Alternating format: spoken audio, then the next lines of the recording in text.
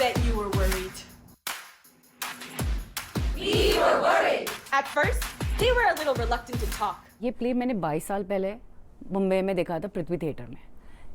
थोड़े एलिमेंट्स वो प्ले के अपने साथ रह गए थे. इतना पावरफुल, इम्पैक्टफुल, एम्पैथी है, सेक्सुअल वायलेंस पे है, there are something which is personal चीज़ों पे है. इतना टच किया था वो टॉपिक ने कि वी रियलाइज कि इसको कहीं तो स्टेज करना है.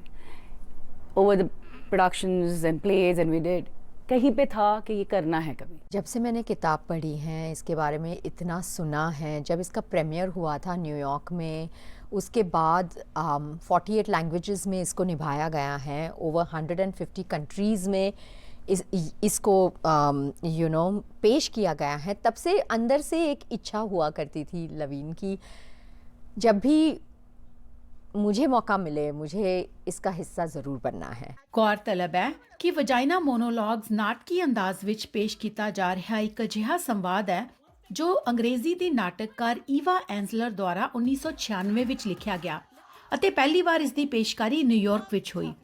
ਔਰਤਾਂ ਦੇ ਯੋਨੀ ਅੰਗ ਤੇ ਕੇਂਦਰਿਤ ਸੰਵਾਦ, ਜਿਸ ਵਿੱਚ ਮਾਹਵਾਰੀ, ਬੱਚੇ ਦਾ ਜਨਮ, ਗੈਰ ਸਹਿਮਤੀ ਨਾਲ ਹੋਏ ਜਿਸਮਾਨੀ ਸੰਬੰਧ ਆਦਿ ਵਿਸ਼ਿਆਂ ਨੂੰ ਛੋਂਦਾ ਇਹ ਨਾਟਕ ਦੁਨੀਆ ਭਰ ਵਿੱਚ ਆਪਣੀ ਛਾਪ ਛੱਡ ਗਿਆ.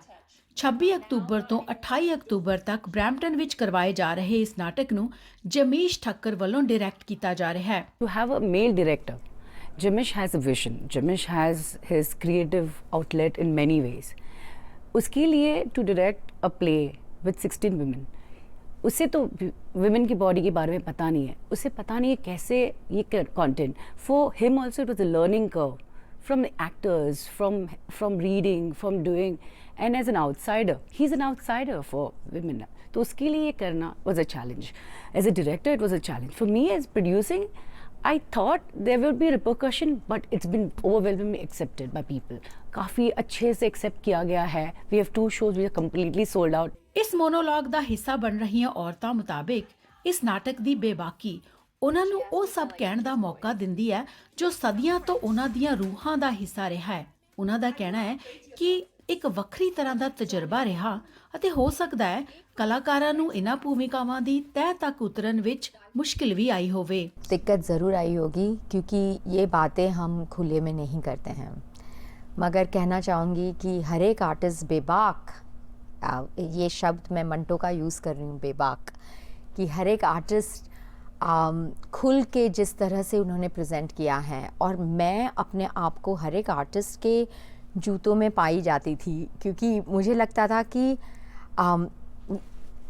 मैंने लाइफ में ये गो थ्रू किया है, ये मेरे साथ हुआ है, ये भी मेरे साथ हुआ है, ये भी मेरे साथ हुआ है, ये भी हुआ है. सो झिझक ज़रूर आई होगी, मगर एक जो सेटिस्फैक्शन मिला है ना, इवन रिहर्सल्स के बाद, हर एक रिहर्सल हमारे लिए एक वर्कशॉप था, हर एक रिहर्सल हमारे लिए एक लर्निंग प्रोसेस था. ਲੰਬੇ ਸਮੇਂ ਤੋਂ ਥੀਏਟਰ ਨਾਲ ਜੁੜੇ ਧਰੁਵਾ ਦਿਵੇਦੀ ਦਾ ਕਹਿਣਾ ਹੈ ਕਿ ਇਹ ਨਾਟਕੀ ਸੰਵਾਦ ਉਹਨਾਂ ਲਈ ਬੇहद ਖਾਸ ਹੈ. मुझे अच्छा लग रहा है कि south Asian audience, not only south Asian but सारी डिफरेंट डाइवर्सिटी ऑफ ऑडियंस आएगी, इसको देखेगी, और हम वो बातें कर पाएंगे जो कभी की नहीं गई हैं. मुझे वो भूमिका दी गई है कि मैं वो भावनाएं ऑडियंस को पेश करूं कि जब हम अ चाइल्ड बर्थ के बारे में सोचते हैं एंड व्हाट एक vagina goes through during child birth, तो वी आर इन ऑ, हमें लगता है कि ये डिवाइन है, मगर वो लेखिका कहती हैं कि जब सारा कुछ वो देखी और कैसे वो प्रोसेस होता है, उसके बाद उसको basically she is not in uh but उसको वजाइना की पूजा करनी थी. सो वो जो भावना थी, मैं वो भूमिका प्ले कर रही हूँ. ਟੀਮ ਦਾ ਕਹਿਣਾ ਹੈ ਕਿ ਇਹ ਪ੍ਰੋਜੈਕਟ ਉਹਨਾਂ ਦੇ ਨਾਟਕੀ ਸਫ਼ਰ ਦੇ ਨਾਲ-ਨਾਲ ਉਹਨਾਂ ਦੇ ਘਰਾਂ ਵਿੱਚ ਵੀ ਇੱਕ ਵੱਖਰੀ ਤਰ੍ਹਾਂ ਦੇ ਸੰਵਾਦ ਛੇੜ ਗਿਆ. ਜ਼ਿਕਰਯੋਗ ਹੈ ਕਿ ਇਸ ਮੋਨੋਲੌਗ ਦੀਆਂ ਕੁਝ ਹੀ ਟਿਕਟਾਂ ਬਾਕੀ ਨੇ ਜੋ ਬਰੈਂਪਟਨ ਔਨ ਸਟੇਜ ਤੋਂ ਲਈਆਂ ਜਾ ਸਕਦੀਆਂ ਨੇ. It's very fulfilling. I think most of us in community theatre are here to do work that is fulfilling and is a great creative outlet, and this hits the spot, pun intended.